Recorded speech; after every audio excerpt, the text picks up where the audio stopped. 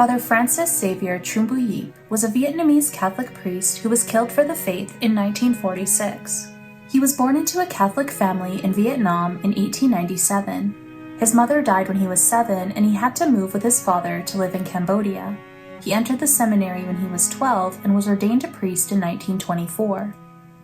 As a young priest, he was first assigned to a parish in Cambodia, serving the Vietnamese community there. In 1930, he was transferred back to Vietnam, where he taught at a seminary.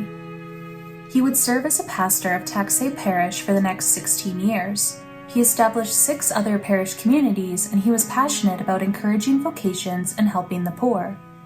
An altar boy who knew him later said, "Father Diep was very kind. His voice was soft but clear when he preached.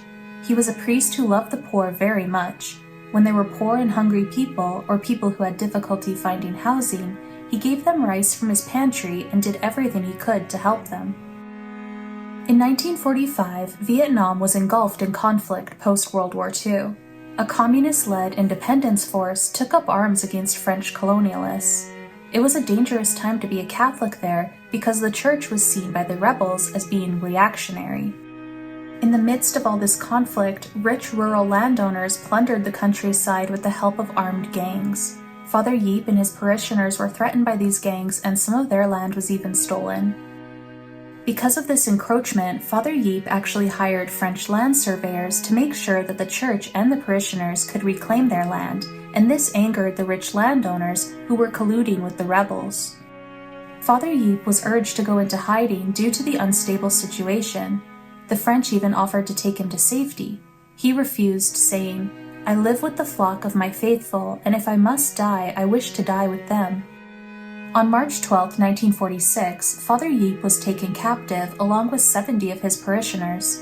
The prisoners were kept in a rice storehouse, and it said that their captors tried to set the storehouse on fire to burn them all alive.